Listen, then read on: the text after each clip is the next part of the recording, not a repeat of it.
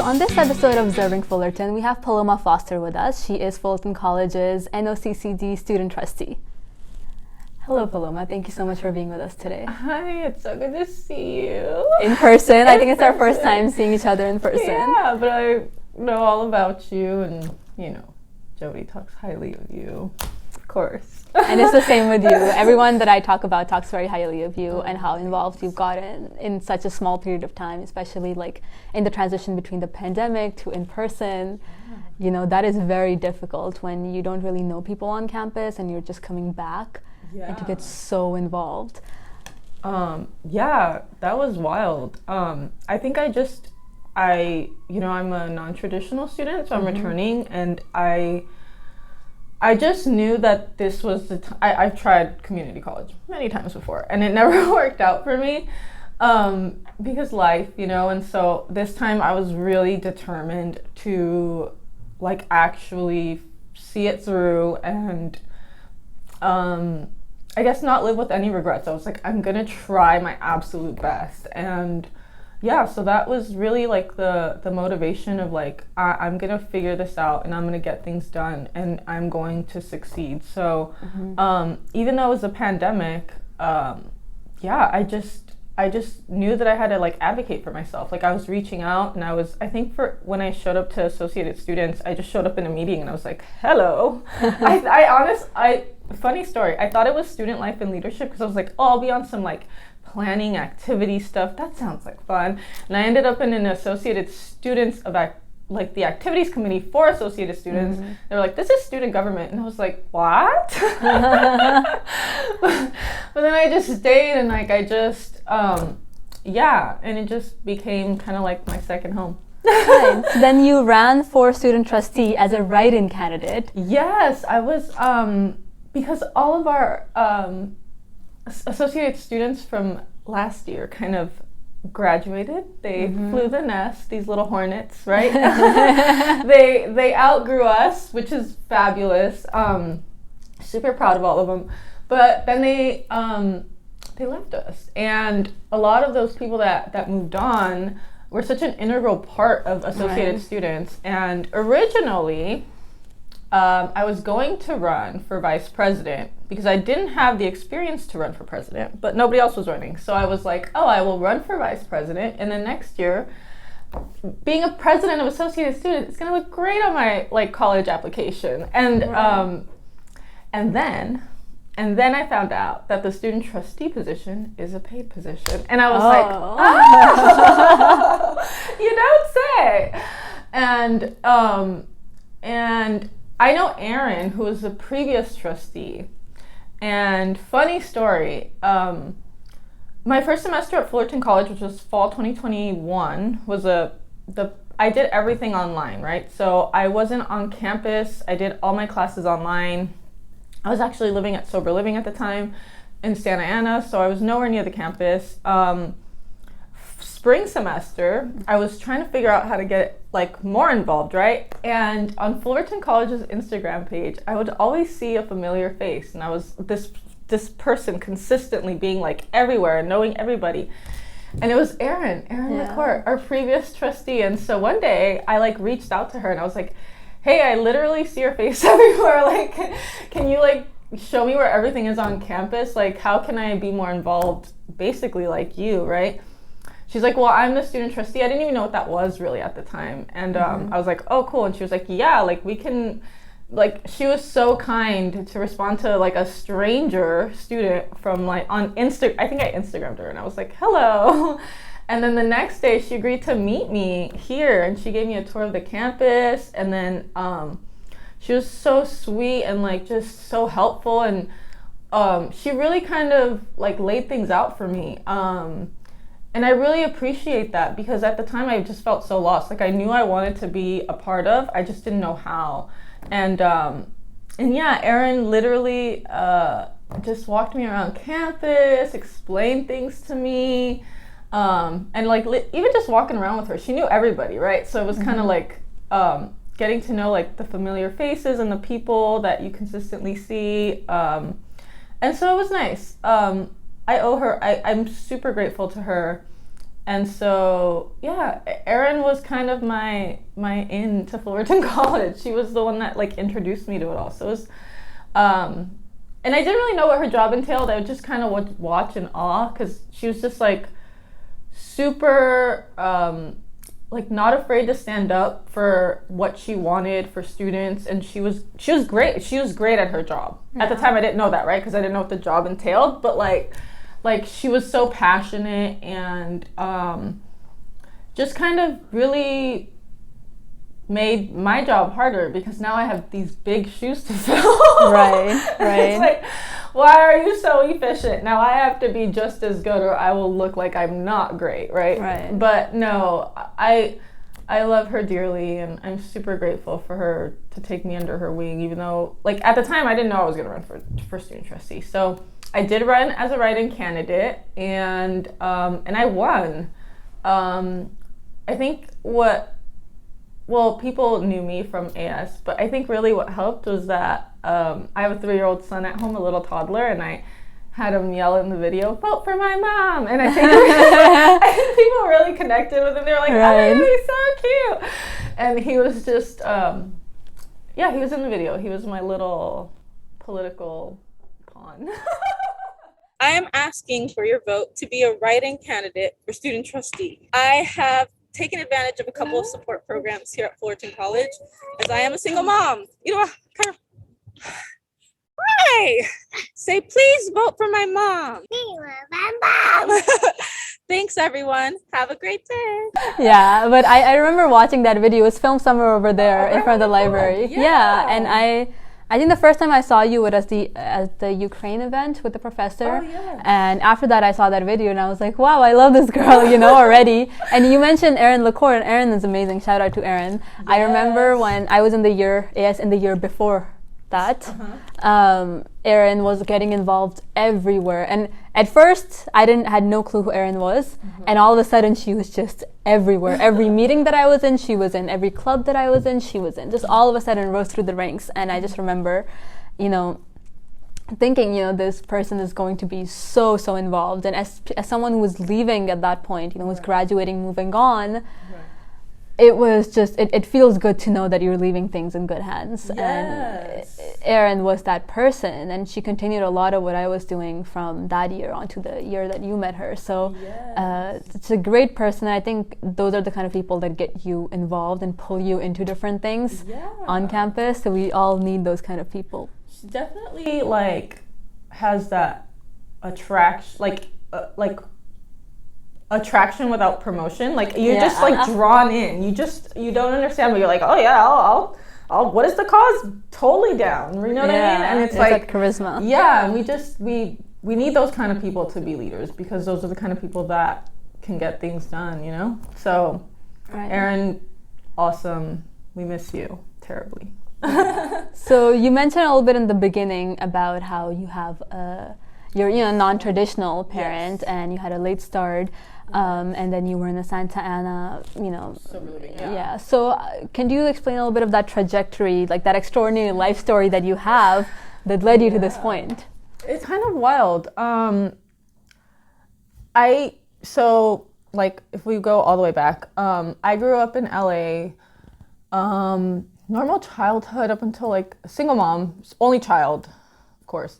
Only child, grew up to a single mom, amazing woman, but at the age of 13, I was removed from my home, so I was put into foster care, and that experience at 13 really I just didn't really know what was happening, and I had gone to school with these kids from kindergarten up until 8th grade, and then I was removed from my home, and I graduated from middle school with a bunch of people I didn't know. And it made things really confusing for a young person. And then after that, I immediately was just really unhappy because of my situation. Obviously, I didn't know how to express that, so I did what any other teenager would do. I was a total rebel. I hated my social worker. I was just a problem child. So eventually, instead of keeping me in the dependency system, which is how the LA courts work, I was put into the dependency system through probation. And probation, this was in the mid 2000s. So probation's department is a little bit different. So instead of housing me at a foster home because of my resistance to cooperate, I was, forced to do community service. I didn't do that. I was supposed to be in school and get good grades. I was not doing that.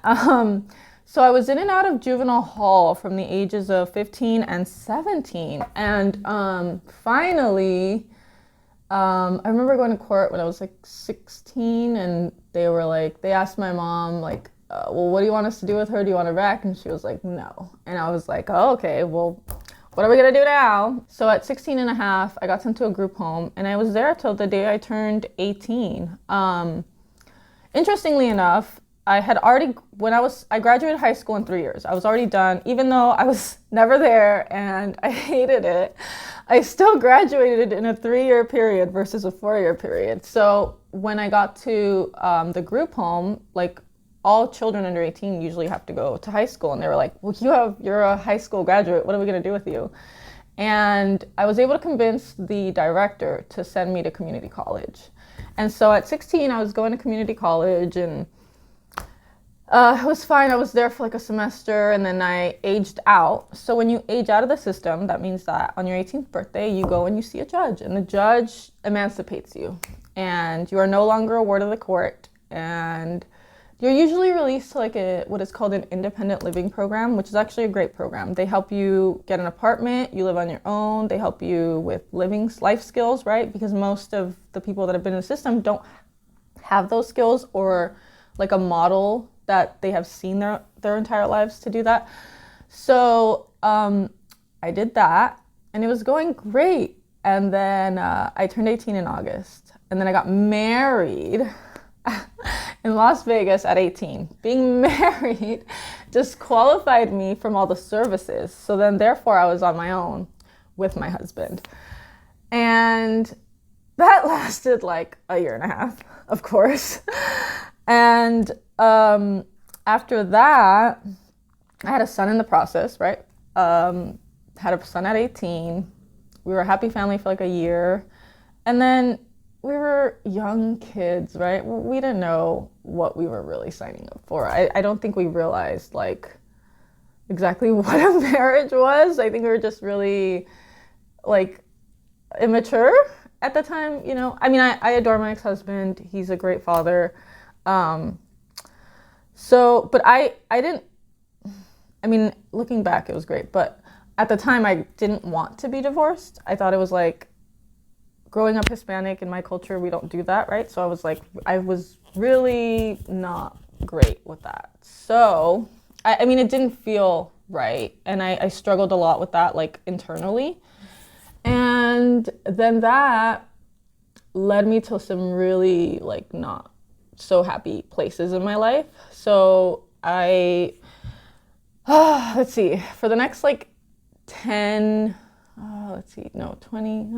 8 years, I was, in and out of addiction, in and out of treatment homes, in and out of AA programs and recovery programs, and I just couldn't get it to work. I was just I'd given up, really, kind of, right? It was really hard for me. He kept our son, so I felt like I had no purpose. It was just a really hard time. And so during this time, I had a series of, I always had a boyfriend who took care of me. That's how because what else am I gonna do? Former foster kid. I didn't really have a family system to fall back on, just kind of on my own. And so I always had a series of boyfriends. And the last boyfriend I had, who's my second son's father, we were together for about 3 years, and so March of fast forward, this was 9 years of addiction. Fast forward to March 2021. I wake up one day to 40 federal agents who have knocked down my door and I was in bed and they're pointing snipers at me. Well, it turns out that my son's father allegedly was trafficking drugs, and because we were always together, they thought I was a person of interest, right? So they searched my house. They didn't arrest me because I wasn't the person of interest, but they had been watching him for 2 years, and the entire 2 years we were together. So that really was my wake-up call. I was like, what is happening? What have I done with my life? I have a small child. What am I gonna do, right? Like, this is not the life for me. Like, I kind of just woke up. It was like, they were like, well, you can go to jail too. And I was like, but what? And so that really freaked me out. Like, I was like, there's no way I'm throwing away my life. And it kind of brought everything into perspective. I was like, I am not a person who is not capable enough to recognize that I have potential and I can do better. Mm-hmm. So, and my kids deserve a mom that does better. So they freaked me out, and I'm not gonna lie. So I ran away to Mexico, was there for a month, came back, and I was like, I give up. So I checked myself into treatment. I did like 3 months of treatment at a place in Costa Mesa. And then after that, I went to sober living for about a year, which is where I was when I started my fall semester at Fullerton College. And and that's what brought me here. And it's interesting, all my life experiences, even though I thought they were awful and terrible and were gonna be like the end of me at the time, have become like my silver linings, because my major is political science. And so my goal is to work in legislature in Sacramento so I can help those people that are still stuck in those systems that I was able to, get away from. And so it's really interesting. I'm super grateful that I was able to get the help that I needed when I decided to get it, right? Because the help is always there. It's just a matter of are you going to want it? You have to want it, right? So that was literally my wake-up call. I never want that to happen to me ever again. It was actually really scary. And it was a blessing in disguise. That was a really toxic, abusive relationship. I was shot at. I was almost choked to death. It was not a good relationship at all. It's just, you don't really know how to get out of that when you're in it. It just looks so different from the inside looking out. And I know people from the outside looking in will immediately be like, oh, well, how could you not have seen it? It's it's not, you don't understand. It's just so different. And since I didn't have a dad, right? My big thing was I want my child to have a father. I held on tight because I didn't want my kid to go through what I went through, those feelings of oh, I only have one parent, So, but all in all, blessing in disguise. I turned my life around. I'm getting ready to transfer out this year. Berkeley has family housing. That's where I really want to go. So my little baby would come with me. I have a relationship with my now, 13 and a half year old son. That's how old my oldest is. See him during holidays. He still lives really far, but he knows me. We have a relationship, and in a year and a half, my life has completely changed. Right, since you've been here. Yeah, and it's been ever since I've been at Fullerton College. It's wild. This place is magical for me. Thank you for sharing that. It's very nice. It's hard to talk about this kind of stuff on camera and share it with other people. Yeah, but I think it's important to give that positivity to those dark corners. You have to shed light on those scary, taboo things that society doesn't want to hear about, because you never know who is out there that is struggling that you could potentially be hope for. You know what I mean? Right. So I take those kinds of things like really serious. And like, I mean, I tell my truth all the time, and to me, what people think of me doesn't really matter. You know what I mean? Like, people are like, do you really want to share all that? And I'm just like, yeah, I think people need to hear this. Like, I'm not going to minimize my experiences just to make somebody else feel comfortable. You know what I mean? So it's been a long journey, because, you know, I'm older, although nobody believes my age, but it's fine, you know? It's fine. That's a great problem to have. I guess, you know, like, literally yesterday I was in class and this kid was like, he was like, wait, when were you born? And I was like, 1990. And he was like, wait, 1990? And I was like, yeah. He's like, well, you look great for 90. And I was like, I'm not 90. He's like, I know you're not, but it was funny. Yeah, I mean, Fullerton College has really been a place of like a lot of growth for me, and a lot of like, I guess just finding like a foundation to like what I want to do, just finding myself really, while helping others in the process. I'm like super involved. I love giving back.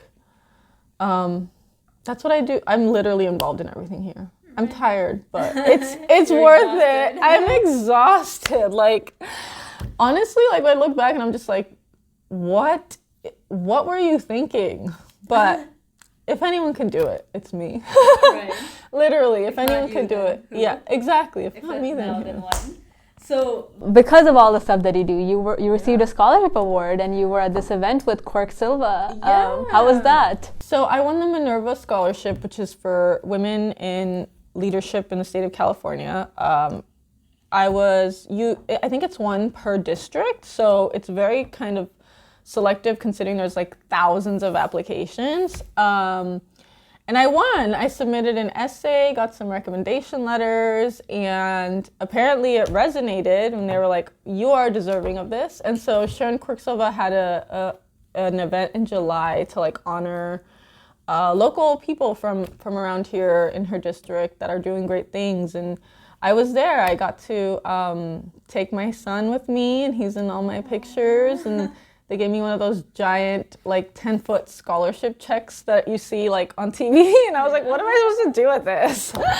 But, like, yeah, and they presented me with, like, this certificate and, like, $2,500. And I was like, this is very helpful. The scholarship thing is wild to me because I don't work, well, student trustee is paid, but I don't work. I have literally invested all of my time into my education, and it's already paying back. Like, I just go to school, because I'm a single parent, right? I qualify for a lot of grants, and I'm a former foster, which also opens a lot of doors for help and like support. So I've been able to take advantage of all the opportunities that come my way, and I just invest every single waking moment into my education and into my community and into my child, and it's paid off. Yeah. Like, and I love to, like, I literally get paid to do what I love, which is advocate for students at the board level and learn. And those are really, like, I have no complaints. Like, I look at my life where I was a couple years ago, and I'm just like so grateful. Yeah. So what advice, having been through all of this, do you have for other student parents or non-traditional students?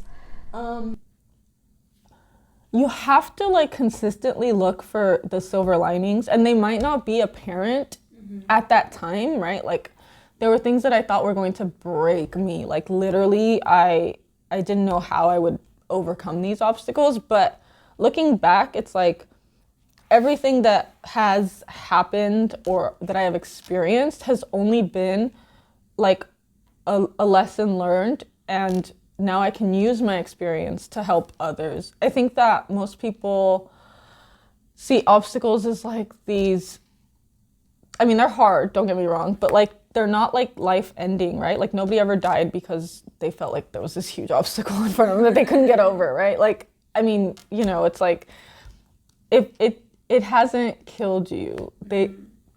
A feeling is temporary, right? And so I think a lot of people Also just check into with your mental health. Like, go see a provider. Like, if you feel like you're struggling with anything, no matter how small, like going to assess yourself and getting like expert opinion on your mental health is so crucial, because that literally helped me so much, right? Going to treatment and doing all the therapy. Like, I worked on myself for like a year. Like, sometimes it's like things that are not necessarily like apparent, and that just you need someone else to kind of, a professional obviously, but like someone else to kind of guide you. And mental health is a big one. It's the only reason why I'm able to do all the things that I do and not lose my mind. Like, if I didn't have like a really good foundation on my mental health, and I've been sober now since April of 2021. So, after, yay. So, right. So like, once I removed all of that and got my mental health in order, like, it literally felt like I could take on the world. And that's why I got so involved. I was like, I have all this time and I feel so great. And like, life is going to get better now. And it did. I just had to like put in the work. So don't look at your like setbacks as failures. Just, they will serve you a purpose, whether it's not immediately, but eventually. I promise you, you just have to just keep going and advocate for yourself. Like, a lot of the things that I have been able to accomplish is because I asked, I just showed up, or I put myself in situations where I wanted to be involved in, or I wanted like that experience, and it pays off. Like, you have to advocate for yourself. I know that many people are afraid to do that and don't want to speak out and don't know how to ask for it. Like, just trust me, it'll be the best thing you've ever done, is if you learn how to advocate for yourself, because no one else is going to do it for you. Mm-hmm. And like, closed mouths don't get fed. You have to be your best ally. Sometimes we just don't know how to get out of our own way. That was my experience for a long time. I just couldn't, I was my own worst enemy, and that is really debilitating in today's society. Mm-hmm. So once, if you feel like that is something that, maybe, I don't know. It's not as apparent sometimes, and, once you are in a better place, you're kind of like, oh, wow. Hindsight is 20/20 though. I wish I would have known this, of course, but everything is just a learning experience for me. And now I can use all of those experiences that I thought were going to be literally the end of my whole world, and use them to help others. The goal is to go to Berkeley, major in political science, hopefully double major in political science and public policy. They have a public policy minor, and then go to Stanford for law, and then work in Sacramento, either, who knows what jobs. There's so many available, but maybe a lobbyist where I can, work for a nonprofit and lobby for foster children or single parents, or women who have gotten out of abusive relationships. I want to work in a career that has some kind of positive impact on others' lives. California is this huge state with all of this money at our disposal. We have the 6th largest economy in the world. There's so much more that could be done, but I think a lot of the times it's there's a big disconnect, Right. I can't imagine that any senator understands what it was like to be a foster child, or what it was like to be, it's and that's not anything against them. I just think that maybe if we had somebody that could understand, it would be helpful to other Californians. And I have full faith that you'll be able to do all of that you just mentioned. Yeah, it's interesting. I don't see any limitations, and I think part of that is because all the things I've been through, all of those things, I'm still here, so I can literally take on the world. It feels like, literally.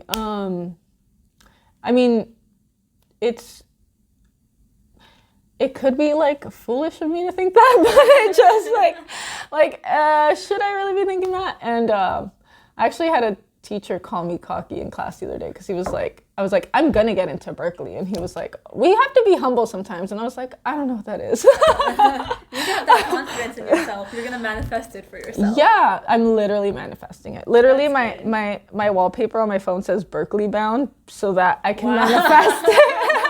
You show that to the camera. Yeah, it says, oh, let's see. It's, oh, not that one. Not SpongeBob. Not SpongeBob. It says Berkeley bound because this one. I'm literally manifesting this. No, I kid you not. I have UCLA's. Wait, no, doesn't show. It's not gonna show right now. Oh, 'cause okay. I'm recording, but right. I have UCLA's. As your background? Yeah, it's This is a garden at UCLA. Yeah. So I have that as my background. See, and it works that's because what you're we at manifest. UCLA, right? I am at UCLA. See, so it works. Like we're on to something here. Yeah. Yeah. So, well, I think that's a great note to end the interview at. It was great seeing you, Thank you, talking to you yes. today, and listening to your story. I think takes great courage and ability to do what you're doing right now, and Thank you. we all really appreciate you. Thank you. Yes. Thank you so much. I didn't think I was gonna be like doing this today. I guess I try not to overshare, but it just, you don't understand. You won't really get to know Right. me if I don't tell you everything, you know? That stuff, yeah. Yeah, And it's so- important to destigmatize it. Yes, very important and super important. Thank you. Paloma. So good to see you. So good to see you as well. Right, so that's where we'll end our episode for today. Thank you all for watching.